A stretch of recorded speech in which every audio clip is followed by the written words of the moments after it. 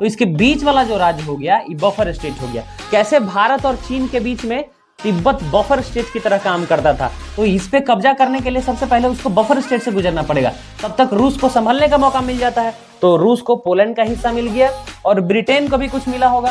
Cap of Good Hope नामक एक place था जिसका कंट्रोल किसमें चला गया, किसके हाथों में, ब्रिटेन के हाथों में चला गया। फिर से उसी राजतंत्र की स्थापना फ्रांस में कर दी गई इस ट्रीटी ऑफ वियना के तहत, और नया राजा किसको बनाया गया, फिर से वही राजवंश, और लुईस 18 को फ्रांस का शासक बनाया गया।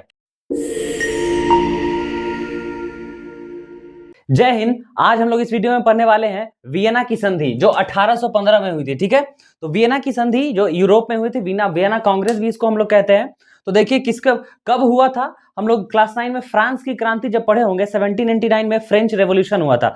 तो फ्रांस में लगातार परिवर्तन हुआ था। जो तो फ्रांस में जब शासन आया था नेपोलियन 1799 में, और 1804 में वो किंग बन गया। तो 1804 से लेकर के 1815 तक नेपोलियन फ्रांस का शासक रहा। ठीक है, तब तक बहुत सारे देशों पे कब्जा किया, पूरे यूरोप के नक्शा को बदल करके रख दिया था। लेकिन नेपोलियन की सबसे बड़ी गलती रही कि उसने रूस पर हमला कर दिया। ठीक है, इंग्लैंड पे तो हमला कर नहीं पाया, रूस पे हमला किया, जिसके कारण उसको हार का सामना करना पड़ता है। ठीक है, तो नेपोलियन जब हार जाता है तो सब देश मिल करके एक कांग्रेस यानी कि एक मीटिंग करते हैं, सम्मेलन करते हैं कि फ्रांस ने किन किन देशों को नुकसान पहुंचाया। ठीक है, तो वियना की संधि नेपोलियन की हार के बाद हुई।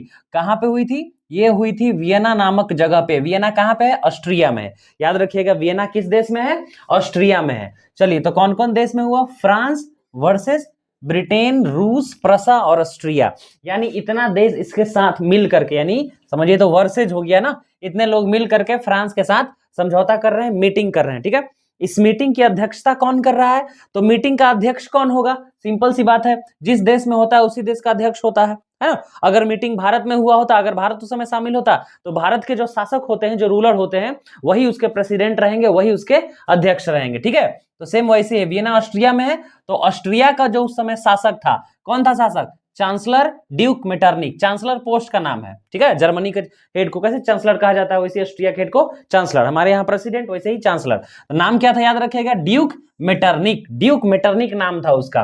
तो वियना कांग्रेस की अध्यक्षता, यानी नेपोलियन के हार के बाद जो वियना की संधि हुई, तो वियना की संधि हुई, मीटिंग हुई, इस मीटिंग का अध्यक्ष किसे बनाया गया, ड्यूक मेटरनिक को। ठीक है, ड्यूक मेटरनिक बड़ा खतरनाक व्यक्ति था। देखिए, इसका कहना है कि शासन करो और परिवर्तन मत होने दो, यानी कि कंजर्वेटिव थिंकर है ना, डेमोक्रेसी को बिल्कुल भी सपोर्ट नहीं करता है, हमेशा मोनार्की को सपोर्ट करता है, यानी राजतंत्र लाना चाहता है। तो उसका क्या कहना है, शासन करो और परिवर्तन कभी नहीं होने दो। और फ्रांस में हमेशा रेवोल्यूशन क्यों हुआ था, परिवर्तन के लिए तो रेवोल्यूशन हुआ था।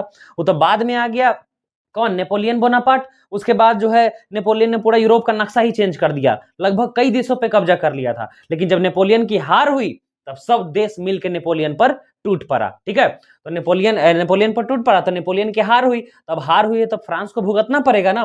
तो इसीलिए वियना में मीटिंग होता है।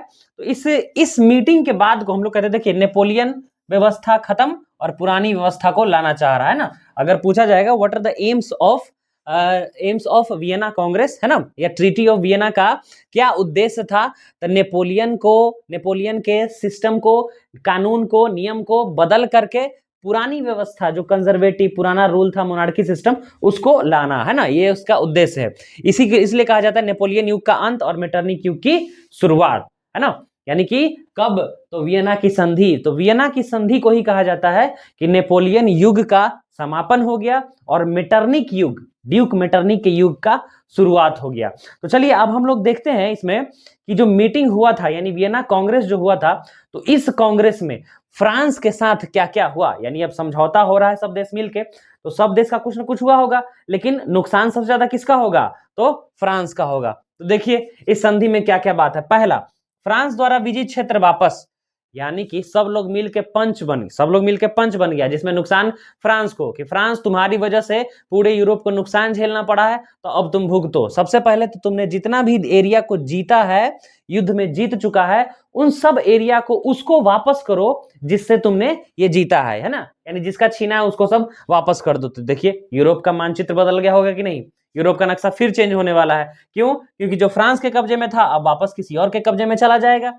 दूसरा संधि में क्या बात था, तो फ्रांस के चारों ओर नए राज्यों का घेरा, ठीक है, इसको हम लोग बफर स्टेट बोलते हैं। मतलब मान लीजिए कि ये फ्रांस है, ठीक है, मान लीजिए कि ये फ्रांस है, अब इसके बगल बगल में चार नए नए राज्य, चार नहीं मतलब गिनती नहीं बता रहे हैं, अगर नए नए राज्य बना दिए गए तो नए राज्य बता, और यहां से मान लीजिए कोई देश होता है रूस, ठीक है, यहां से मान लीजिए है रसिया और यहां फ्रांस है, तो इसके बीच वाला जो राज्य हो गया ये बफर स्टेट हो गया। कैसे भारत और चीन के बीच में तिब्बत बफर स्टेट की तरह काम करता था। बफर स्टेट का सबसे बड़ा बेनिफिट समझ लीजिए क्या होता है कि अगर फ्रांस, बफर स्टेट होने का फायदा ये है कि मान लीजिए फ्रांस अटैक करना चाहे रूस पे, तो इस पे कब्जा करने के लिए सबसे पहले उसको बफर स्टेट से गुजरना पड़ेगा, तब तक रूस को संभलने का मौका मिल जाता है, ठीक है। तो इसीलिए बफर स्टेट डेवलप किया जाता है ताकि इसके सैनिकों पे अंकुश लगाया जा सके, इसके पावर को कंट्रोल किया जा सके, है ना, खतरा कम होता है। जैसे चीन का देखिए कैसे एक्सपेंशन पॉलिसी है, विस्तारवादी नीति है, तुरंत भारत पर अटैक कर देता है, लेकिन पहले हमको उतना खतरा नहीं था। क्यों? क्योंकि पहले बीच में तिब्बत था,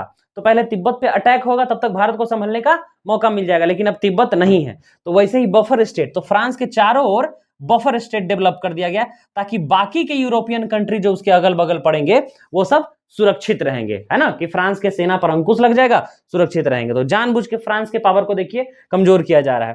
चलिए अगला देखिए, इसमें इटली का विभाजन हो गया, ठीक है।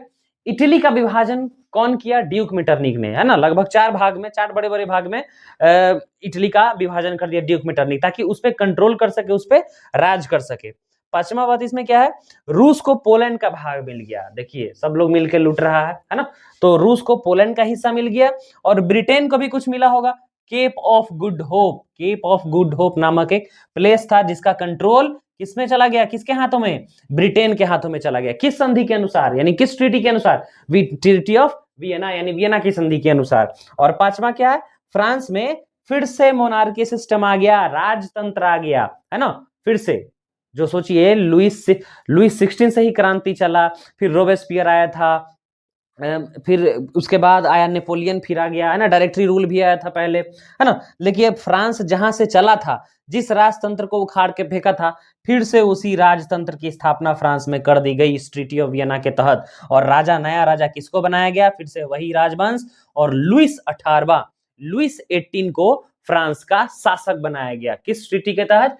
ट्रीटी ऑफ वियना के तहत, ठीक है। याद रखिएगा, अगर पूछा जाएगा इसमें उद्देश्य क्या है ना, कि वियना की संधि के क्या उद्देश्य है, तो वियना की संधि के एक ही उद्देश्य है कि नेपोलियन द्वारा जितने भी बदलाव किए गए थे सबको समाप्त करके पुरानी व्यवस्था को फिर से वापस लाना, पुराने सिस्टम को फिर से लाना, ये उद्देश्य।